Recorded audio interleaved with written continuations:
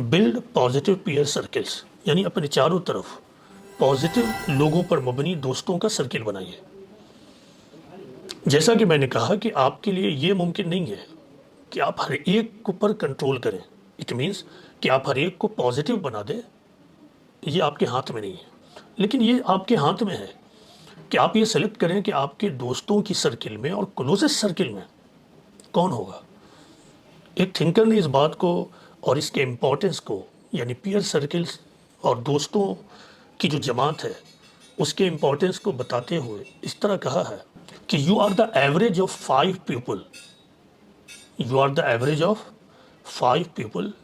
You spend the most time with, یعنی آپ ان 5 لوگوں کی اوسط ہوتے ہیں جن کے ساتھ آپ زیادہ وقت گزارتے ہیں،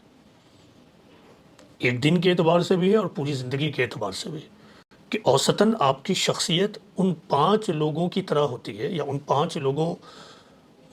کا ایک اوسط ہوتا ہے جو آپ کی شخصیت بنتی ہے، جن کے ساتھ آپ نے زیادہ وقت گزارا ہے۔ اسی لیے دیکھیے قرآن میں اس بات پر باضابطہ تنبیہ موجود ہے کہ اپنے وقت کو ادھر ادھر کے لوگوں کے ساتھ مت اسپینڈ کرو۔ سورہ کہف آیت نمبر 28 میں یہ بات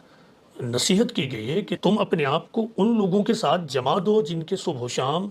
خدا کی یاد میں گزرتے ہیں اور جو اللہ کی رضا کے طالب ہیں، اور دنیاوی چمک دمک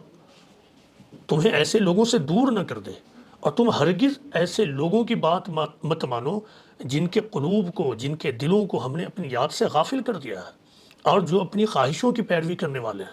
اب غور کیجئے کہ یہ کتنا سیریس ایڈوائس ہے، کیا کرنا یہ بھی بتایا ہے، اور یہ کرنا چھوٹے نہیں اس کی وجہ کیا وہ بھی بتا دیا۔ اب غور کیجئے کہ یہ آیت پہلے اللہ کے رسول اور آپ کے حوالے سے صحابہ تک پہنچی، رسول کی موجودگی میں،